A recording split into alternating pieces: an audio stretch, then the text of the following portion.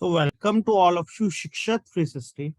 And today basically we have to discuss the MCQs basically on the module B. Clear? On the module B. Clear? Today basically we will try to discuss 15 to 20 MCQs. Clear? Basically 15 to 20 MCQs. This is basically set 1.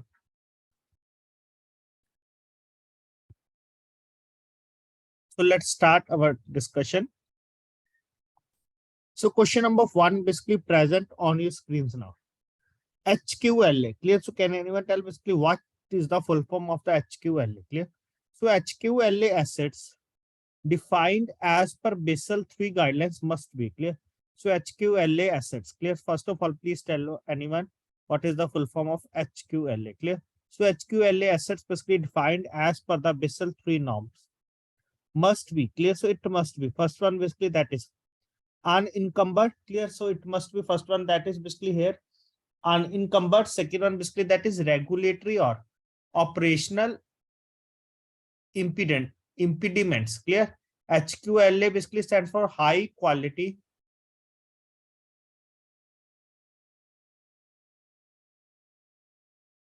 liquid asset.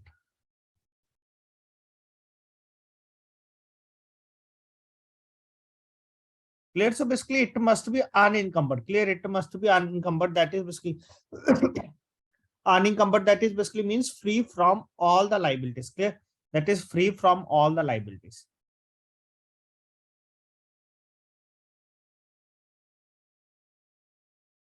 Second one that is basically regulatory or operational impedance. Clear. Regulatory or operational impedance. Clear. So basically both are to be correct one. Clear. Basically both are to be correct one here. So option number, what is the correct answer here? That is option number C is the correct one. That is A and B both. Clear. Option number C is the correct one here. That is A and B both. Clear. So please remember regarding all these points. Clear. Please remember regarding all these points. Clear. So now move to the next one. So which of what is not included? Clear. So basically what is not included in the tier 1 capital? Clear. Basically what is not included in the tier 1 capital funds basically for a CAR purpose. Clear.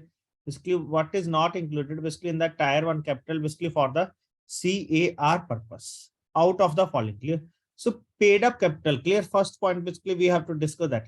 Paid up capital basically it is to be included under that or not. Clear. Paid up capital basically it is to be included under that or not. Basically that is under the tier 1. That is tier 1 capital. Clear. No, it will not included under that. Clear. It will not included under that. Capital reserve.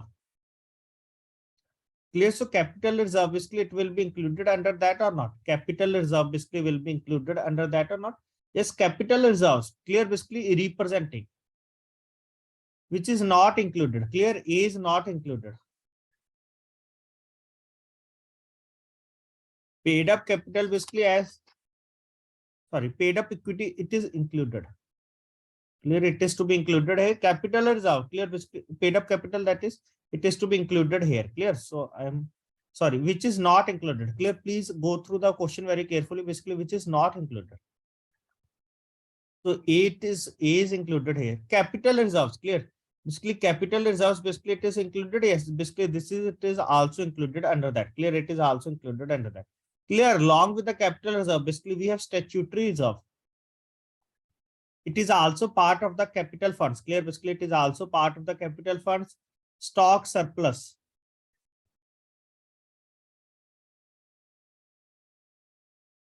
Stock surplus basically it is also part of the tier 1 capital. Clear. Basically it is also part of the tier 1 capital. Clear. So basically both A and B are to be part of the tier 1 capital. Clear. So here basically option number only D is to be rejected up to this much point. Clear.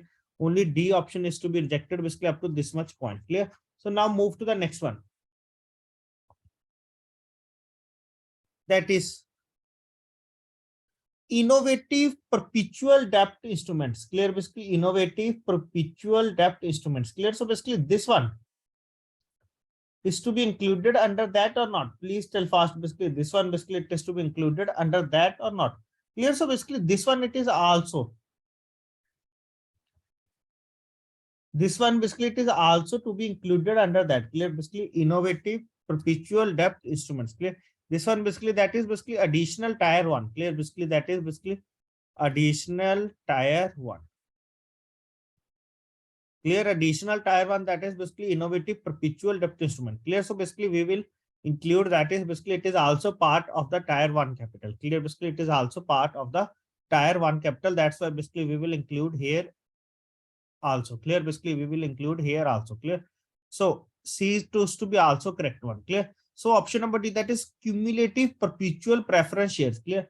Cumulative perpetual preference shares. Clear? So basically this will part of the tier 2. Clear? Cumulative perpetual preference share. Basically this will be part of the tier 2. If it is non-cumulative,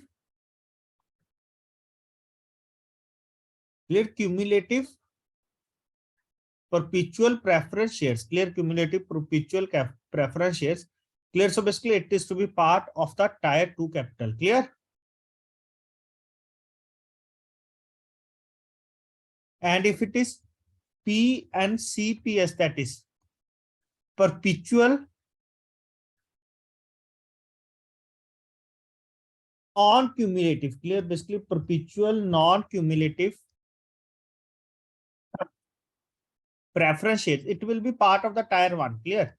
It will be part of the tier 1. It is cumulative. Clear? If it is non-cumulative, so basically we have to include, basically it is under the tier 1, but it is basically cumulative. So basically it will be included under the tier 2. Clear? So basically it will be included under the tier 2. Clear? So please remember regarding all these types of the differentiations. Clear? So that you are able to remember. Clear? That's why basically I will discuss all these points in detail one by one. Clear? So option number D is the correct answer. Option number C is the correct answer. Basically that is only D. Clear? Basically it is not included under the tier 1 capital. Clear? Basically it is not included under the tier 1 capital. Clear? So please remember regarding all these points that are very, very important basically for the examination point of view also. Now move to the next question. Question number 3. So number of years of historical data. Clear? Basically number of years of historical data required. Clear? Basically number of years of historical data basically for required before the banks. Basically maybe number of years of historical data required basically before the banks may be allowed to estimate the LGD. Clear? Basically may be allowed basically to estimate the LGD. Clear? So basically there are some terminologies. Clear? So basically there are some terminologies. So basically I will discuss basically first of all these terminologies. Clear? Basically all these words. Clear? Basically what are all these words? So first one basically that is here PD. Second one basically LGD. Third one basically that is EAD. Fourth one that is M. Clear? Basically fourth one that is M. So PD basically stands for probability of default. Clear? Basically PB stands for probability. PROBABILITY. Probability of default. LGD. Clear? Basically LGD basically stands for loss given default. Just please remember that. Loss given default. EAD basically that is exposure at default.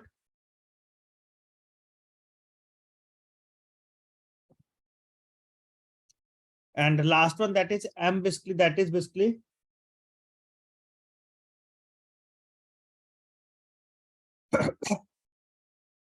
clear.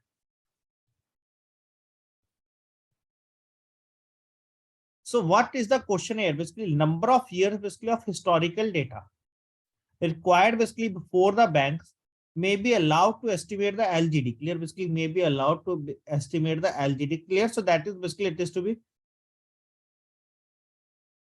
minimum 7 years. Clear? That is basically minimum 7 years. Clear? Basically for that the data is to be basically of minimum 7 years. So option number B is to be the correct answer. Clear? Option number B is to be the correct answer here. That is basically minimum 7 years. Clear? Basically minimum 7 years.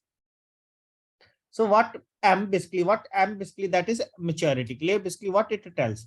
M basically tells the, or basically it measures. Clear? Basically it measures the remaining economic. Clear? Basically it measures the remaining economic maturity of the exposure. Clear? To measure the remaining economic measure maturity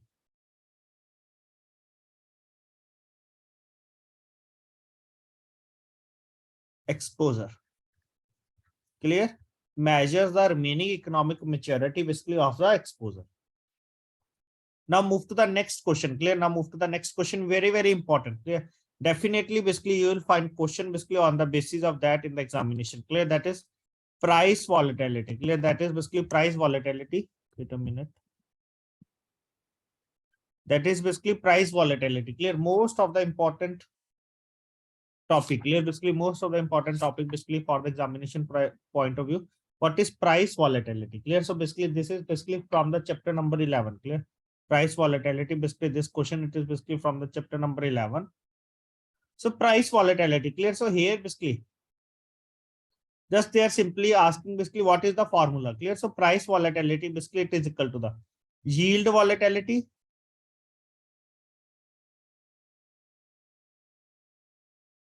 into basis point value into yield upon price. So this is the formula of the price volatility. We have already discussed in detail regarding that basically in the chapter number 11 along with the MCQs. Clear? So what will be the answer here? That is price volatility basically it is calculated as yield volatility into BP into yield upon price. Clear? So I think this one is the answer.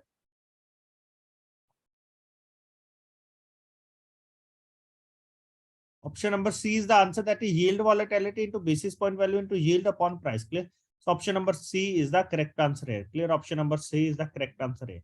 So can anyone tell basically what it is yield volatility? Clear? So can anyone tell basically what is yield volatility? Basically that is yield, that is basically earning. That is basically we can say that in simple language basically like simple interest. Clear? Basically in just for the understanding purpose. Clear? So sometimes basically you will find that basically yield volatility basically it is the degree of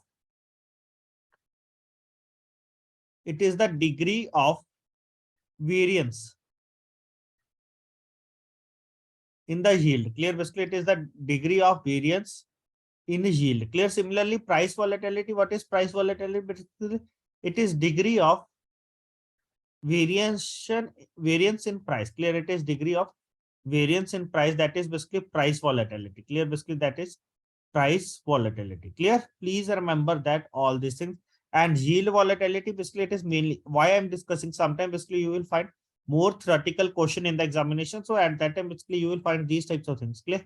It is mainly or largely affected by, it is unaffected. Clear?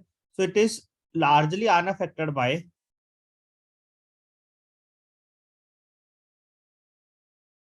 time or duration. Clear? It is largely unaffected by time and duration. The volatility rises. The volatility rises as yield falls. Clear? As yield. Please remember that. And for the detail purpose, you can go through the theory session. Clear? If you are finding any issue, clear regarding understanding. Clear? So these are the points. Clear? So basically these are the points. And one more point basically here. What are the three main approaches? Can anyone tell basically what are the three main approaches to calculate VAR? Clear? Basically to calculate value at risk. Clear? To calculate value at risk. Clear? What are the three main approaches? First one, that is basically first approach, that is correlation method. Yes, you are right. Please remember all these things. Second one, basically that is the historical simulation. Third one, that is the Monte Carlo simulation. Clear? So this is most important. Clear? This is the most important, that basis point value, duration, sensitivity. Definitely basically you will find questions basically from that in the examination. Clear? Definitely basically you will find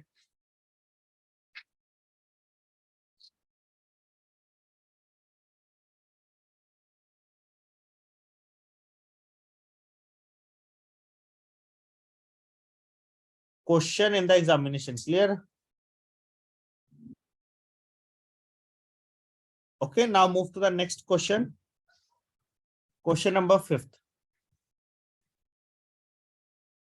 So under Basel III norms, clear? Basically under the Basel III norms,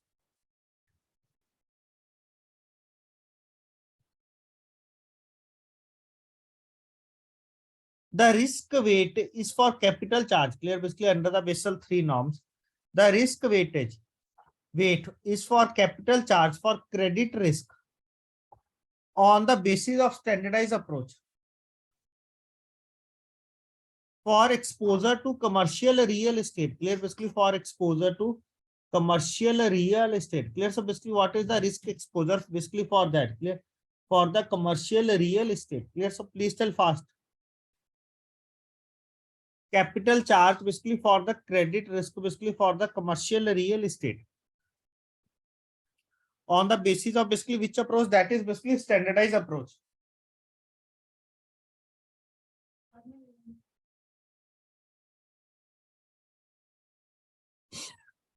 A 20%, B 50%,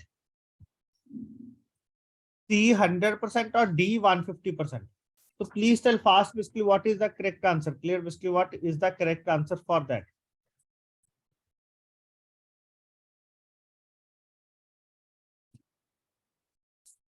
The correct answer here, that is basically option number D. Clear? Basically option number D, that is basically 150%. Clear? That is basically 150%. Clear? So sometimes basically you are not able to remember, no need to worry. Clear? This is basically totally remembering this question, that is 150%. Clear? So just basically with the help of question, basically we are able to remember all this. Option number D is the correct answer. Clear? That is the risk weightage basically for the capital charge. Clear? That is the basically risk weightage for the capital charge. So now move to the next one. So for market risk, clear? Basically for market risk,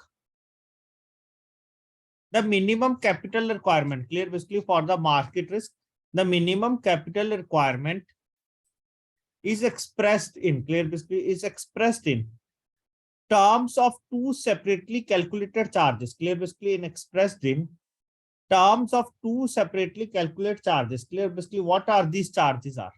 Option number A is that is specific charge and general market risk. Second option, that is specific risk and general risk. Third option, that is liquidity risk and liquidation risk. Fourth one, basically that is counterparty credit risk and trading partners risk. Clear? So this is basically from chapter number 10. Just please remember that for the market risk, the minimum capital requirement is expressed basically in two separately calculated charges. First one basically that is the specific risk. Second one basically that is the general market risk. Clear? So option number A is be the correct answer. Clear? Basically option number A is to be the correct answer. Clear? So what is the meaning of the specific risk? Clear? So what is the meaning of the specific risk? That is charge for each security. Clear? Basically charge for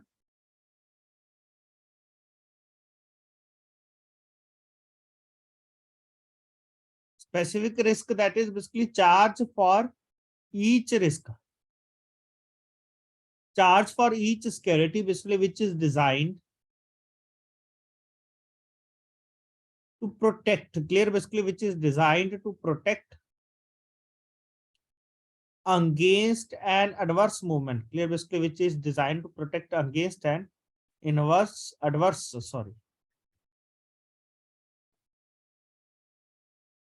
movement. Okay, so general market risk, that is charge towards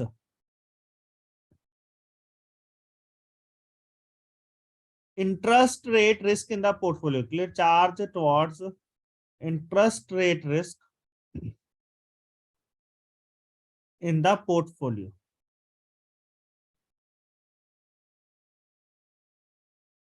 Okay, so please remember that. Clear? Basically please remember that these things. Clear? Now move to the next question, question number 7. So under Basel III, clear? Basically under Basel III, by using the basic indicator approach. Clear? This question basically we have already discussed 2 to 3 times, and this is the most important. Clear? These types of things basically you will definitely find in the examination. Clear? On the basis of the basic indicator approach. Clear? So basically under the Basel III, by using the basic indicator approach, BIA, banks must hold capital. Clear? Basically banks must hold capital basically for the operational risk. I think basically we have discussed this point basically in the chapter number 12. Clear? This is common. chapter number 10 and chapter number 12. So basically must hold capital basically for the operational risk equal to the average over the previous how many years, basically over the previous dash years of a fixed percentage, clear, over the previous dash years basically of a fixed percentage donated as that is basically alpha of positive gross annual income, clear. So basically we have to ignore here basically if there is a negative or the zero value, clear. So basically we have to that is taken over the previous 2 years, 3 years, 5 years, or at the bank discretion, clear, over the years, basically 2 years, 3 years, 5 years, or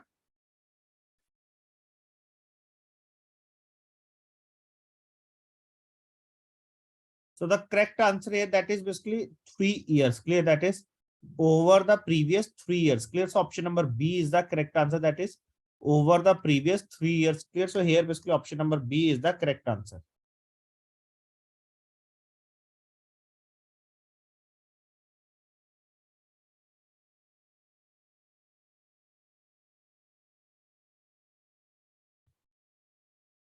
Okay, so please remember this point also.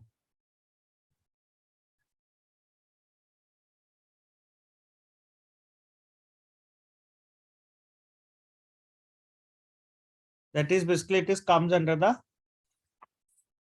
basic indicator approach, clear, that is BIA, clear, that is BIA. Now move to the next question.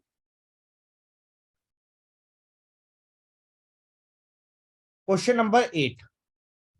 With effect from the year ending dash, banks are required, clear, basically with effect from the year ending dash year, basically banks are required to maintain a CRAR, clear, basically banks are required to maintain a CRAR, minimum CRAR of dash on an ongoing basis, clear, on an ongoing basis, clear, basically with an year ending, clear, basically with an year ending on 31st March 2000, clear, basically 31st March 2000, banks have to require to maintain a CRAR of dash percent, basically of 9%, clear, of 9%. That is basically we are talking regarding here, basically that is basically banks, that is basically banks in India, clear, banks here basically that is banks in India. Please remember that, clear. So here basically we are talking regarding basically which banks, that is basically banks are in India, clear. So as generally basically it is to be 8%, clear. Overall basically it is to be 8%, but in India basically it is to be required, basically we have to maintain that is basically 9%, clear, basically that is a 9%. So one question basically I will ask from all of you, clear. So I think all of you are aware basically regarding the PCA, that is prompt corrective action.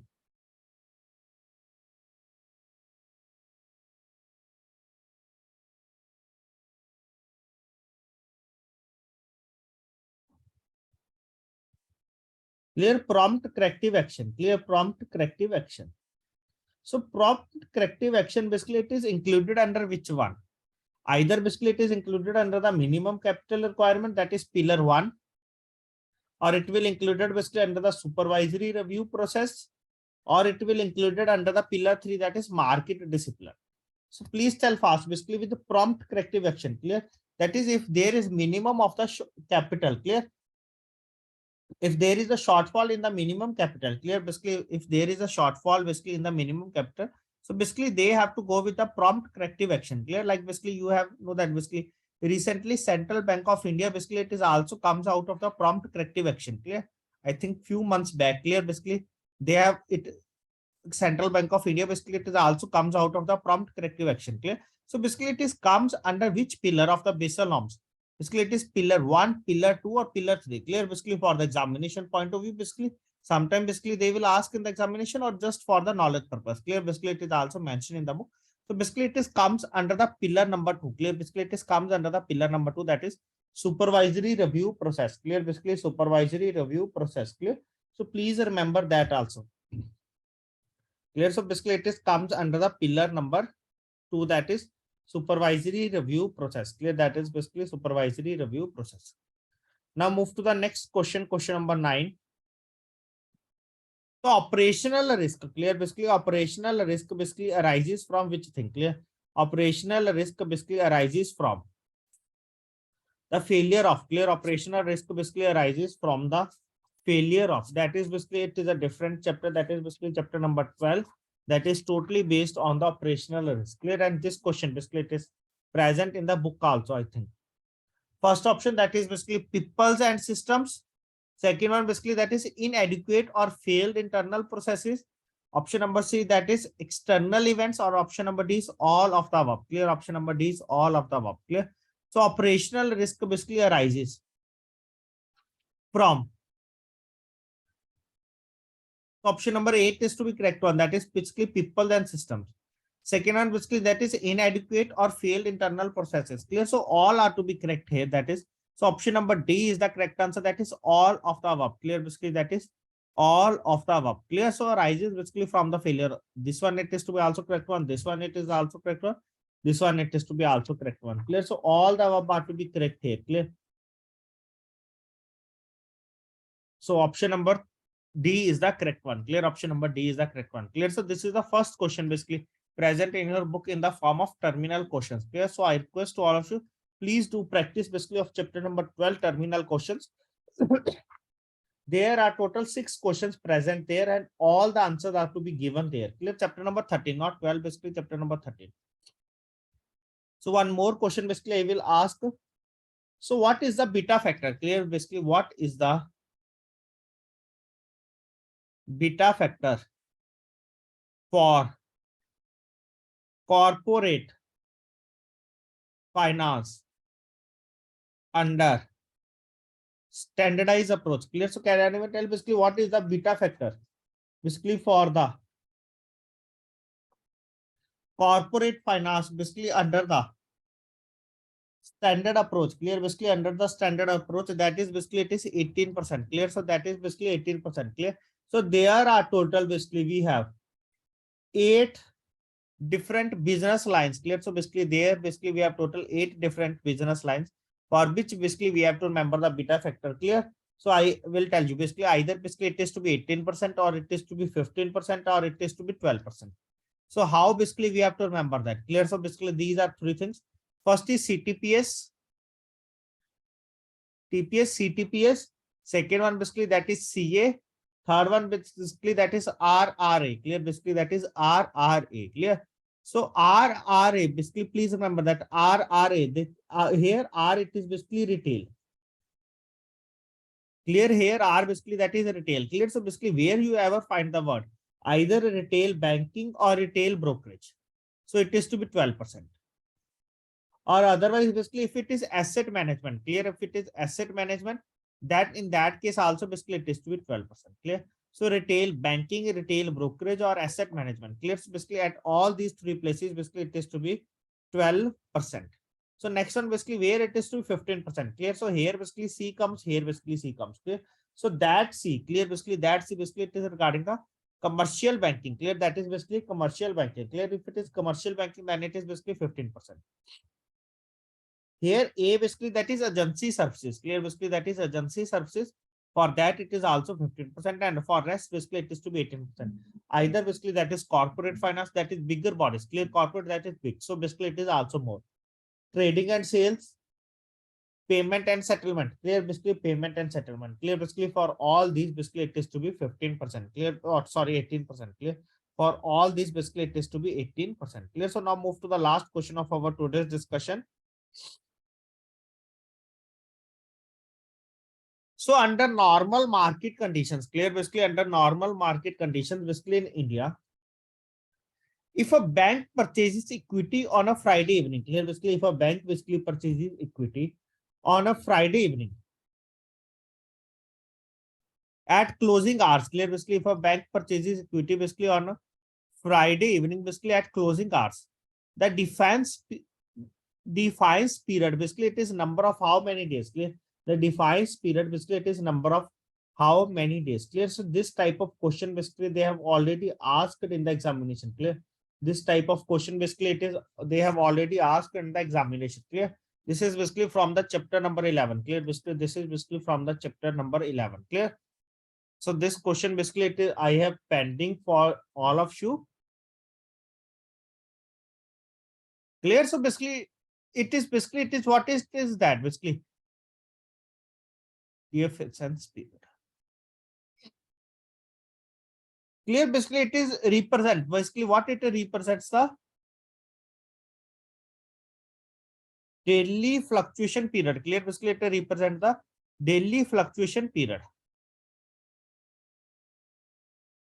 Clear? So basically if it is purchases on the Friday evening, clear? So basically they have Saturday, Sunday is to be included under that. Clear? Saturday, Sunday basically it is to be included under that. On Monday basically it will be updated. Clear? On Monday basically it will be updated. Clear? So not basically we can say that basically it is 2 days. Clear? So basically it is 3 days here. Clear? So basically it is 3 days here. Clear? Because 2 days basically that is basically on which it is closing. Clear? So I will explain this question along with the 1 or 2 more examples. Clear? In the next session. Clear? In the next session, so that basically you are able to understand regarding that. Clear? So that you are able to understand regarding that. Clear? So this is very, very important. Clear?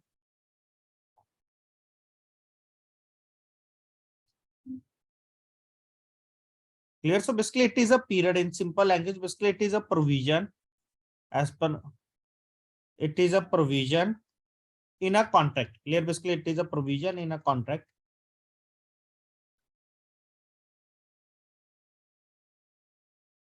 Sorry, basically we are clear. So not basically it is not, that is basically little bit different here. Clear? So here as per the question, this one it is to be the correct one. Clear? Basically this one it is to be the correct one here. Clear? So basically there are different terms, that is defines deposit, defines period. Clear? So basically we have to go with that. Clear? Basically I will also explain that. Clear? So it is here 3 days, that is basically 1 plus 2, that is basically 2 for holidays. The device basically it is a number of how many days, basically that is total 3. Clear? Total number of 3 days here. Clear? So in this session basically we have to discuss up to this much point. So next session basically we will continue basically with this period. I will explain in detail some of the other important points regarding that, and we will continue basically 15 questions in the next session. Clear? As similar basically today basically what we have discussed. Clear? So thanks to all of you for joining this session, and I will upload some more questions basically in the group basically for the practice purpose. Regularly basically you will do practice for that also. Clear? So thanks to all of you for joining this session.